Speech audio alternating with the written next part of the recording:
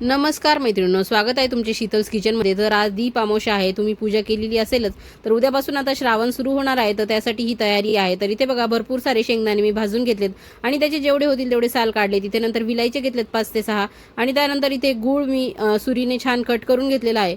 तर इथे आपण आता श्रावणामध्ये बऱ्याच जणांना महिन्याभराचा श्रावणाचा उपवास असतो आणि श्रावणामध्ये बघा जीवतीचा शुक्रवार आहे, सोमवार आहे, रविवार आहे, असे बरेच सारे उपवास असतात। त्यामुळे इथे ही तयारी चालू आहे। तर इथे मी शेंगदाणे मिक्सरच्या भांड्यामध्ये टाकून घेतलेले आहेत आणि त्यामध्ये ही वेलची सुद्धा टाकून घेणार आहे, कारण गूळ टाकल्यावर वेलची जर टाकली ना तर ती व्यवस्थित बारीक होणार नाही। त्यामुळे दाण्यासोबतच ही वेलची मी बारीक करून घेणार आहे। आणि तुम्हाला सुद्धा माझ्या पद्धतीने असे मस्त शेंगदाण्याचे आणि गुळाचे लाडू बनवायचे असतील ना तर व्हिडिओ शेवटपर्यंत बघा, कुठे स्किप करू नका। आवडल्यास चॅनलला फॉलो करा, व्हिडिओ लाईक नक्की करा आणि इतरांना हा व्हिडिओ शेअर देखील करा। तर इथे बघा मिक्सरच्या भांड्यामध्ये दाण्याचं कूट चांगलं काही जाडसर आणि काही बारीक असं मी बारीक वाटून घेतलेलं आहे आणि त्यानंतर ह्या किसलेल्या गुळामध्ये हा पूर्ण दाण्याचा कूट आपण मिक्स करून घेणार आहोत। तर इथे मी जेवढा दाण्याचा कूट घेतलाय त्यापेक्षा अर्धी वाटी ते 1 वाटी गूळ कमी घेतलेला आहे। तुम्ही वाटलं तर जेवढ्याच तेवढा गूळ घेऊ शकतात किंवा याच्यापेक्षाही थोडंसं प्रमाण तुमच्याकडे कमी खात असतील तर गुळाचं कमी घेऊ शकतात। पण आमच्याकडे लाडू हा गोडच आवडतो, त्यामुळे मी बरेच प्रमाणात गूळ घेतलेला आहे इथे। तर इथे सर्व दाण्याचा कूट मी गुळामध्ये चांगला मिक्स करून घेतलेला आहे बघा। आणि इथे चांगला मिक्स करून घेतल्यानंतर आपण पुन्हा एकदा हे सर्व जे मिश्रण आहे ते मिक्सरच्या भांड्यामध्ये टाकणार आहे, म्हणजे गूळ आणि शेंगदाण्याचं छान असं बाइंडिंग तयार होईल आणि मस्त हा बारीक सुद्धा होईल हे सगळं मिश्रण। तर इथे मिक्सरच्या भांड्यामध्ये थोडं थोडं करून आपण हे संपूर्ण मिश्रण बारीक करून घेणार आहोत। तर इथे मी तुम्हाला दाखवते बारीक केल्यानंतर इथे बघा कशा पद्धतीने हे बारीक छान झालेलं आहे। आणि इथे असं हातामध्ये मुटका वळला ना तर छान असा वळला जातोय, म्हणजे लाडू याचे मस्त बांधले जाणार आहेत आपले।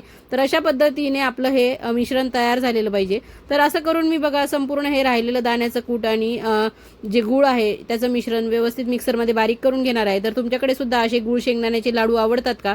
तर असा एक लाडू जरी तुम्ही खाल्ला ना तर दिवसभर तुम्हाला स्फूर्ती शक्ती भरपूर अशी मिळते आणि तसेच गूळ शेंगदाणे खाल्ल्यामुळे रक्तवाढीस सुद्धा मदत होते। तुमचं हिमोग्लोबिनचं प्रमाण व्यवस्थित राहतं। त्यामुळे उपास नसला तरी रोज तुम्ही गूळ शेंगदाण्याचा लाडू खाल्ला पाहिजे। ज्यांना रक्ताची कमतरता आहे, ज्यांच्यामध्ये ॲनिमिया आहे किंवा मग ज्यांना हिमोग्लोबिनची कमतरता आहे, अशा लोकांनी हा खाल्ला पाहिजे।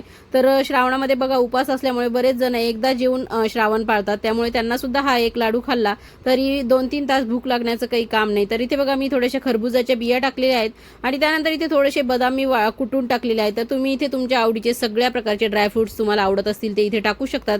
त्यानंतर किसलेलं खोबरं जे आहे ना ते थोडंसं भाजून यामध्ये टाकू शकतात। त्यानंतर इथे बघा मी जवळजवळ एक 3-4 चमचे एवढं तूप पातळ करून यामध्ये घालून घेतलेलं आहे। तर तूप पातळ करून थंड केलंय आणि मग यामध्ये टाकलेलं आहे। तर हे तूप व्यवस्थित आपल्याला हे सगळ्या मिश्रणाला चांगलं असं चोळून घ्यायचं आहे, म्हणजे लाडू बांधताना व्यवस्थित बांधले जातात, अगदी असे भगरा होत नाहीत आणि छान बाइंड होतात ते आणि व्यवस्थित असे एकसंध राहतात लाडू। तर त्यामुळे हे तूप आपण व्यवस्थित याच्यामध्ये मिक्स करून घेणार आहे। तुम्हाला वाटलं तर अजून 1-2 चमचे तुपाचं प्रमाण तुम्ही इथे वाढवू शकता। तर तुम्ही सुद्धा अशा पद्धतीने लाडू करून ठेवा, अगदी उपवास असो किंवा नसो हे सगळ्यांना खायला चालतात। आणि तुम्ही लहान मुलांना सुद्धा हे रोज एक लाडू शाळेत जाताना, कॉलेजला जाताना किंवा बाहेर कुठे जात असतील, काही स्पोर्ट्स ॲक्टिव्हिटी करत असतील तर त्यांना देऊ शकतात।